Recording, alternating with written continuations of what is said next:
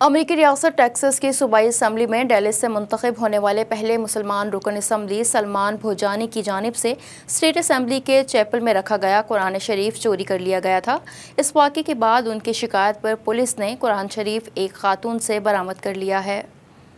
Texas کے رکن assembly کا کہنا تھا کہ جب میں نے ریاست ٹیکساس کی اسمبلی میں واقع چیپل میں قرآن شریف کا نسخہ رکھا تو کچھ خواتین جن کا مذہب عیسائی تھا انہوں نے اس نسخے کو چوری کر لیا، جس پر انہوں نے ڈپارٹمنٹ آف پبلک سیفٹی کو شکایت کی، جس کے بعد انہوں نے یہ قرآن کریم ان خواتین سے برآمد کر لیا۔ انہوں نے کہا کہ ڈپارٹمنٹ آف پبلک سیفٹی نے ان سے کہا کہ وہ اگر کہیں تو ان خواتین کے خلاف چوری کا مقدمہ داخل کر سکتے ہیں۔ اس پر انہوں نے کہا کہ ان خواتین کے خلاف کوئی مقدمہ داخل نہیں کرنا چاہتے، تاہم وہ ان خواتین سے ضرور ملنا چاہیں گے اور پوچھنا چاہیں گے کہ انہوں نے ایسا کیوں کیا۔ سلمان بھوجانی کا کہنا تھا کہ جب ان کی ملاقات ان خواتین کے ساتھ ہوئی تو انہوں نے کہا کہ یہ کرسچن چیپل ہے اور انہوں نے قرآن شریف کو یہاں سے اس لیے ہی ہٹایا ہے۔ سلمان بھوجانی نے کہا کہ یہ ریاست ٹیکساس اسمبلی کا چیپل ہے اور تمام مذاہب کی کتابوں کو یہاں رکھنے کا استحقاق ہے اور آپ کا یہ عمل درست نہیں۔ انہوں نے مزید کہا کہ میں نے بتایا کہ ہمارا مذہب امن اور بھائی چارے کا پیغام دیتا ہے۔ سلمان بھوجانی کا یہ بھی کہنا تھا کہ میں نے ان کے خلاف اس لیے چارجز نہیں کیے کیونکہ اس سے وہ شاید اسلام کے مزید خلاف ہوتی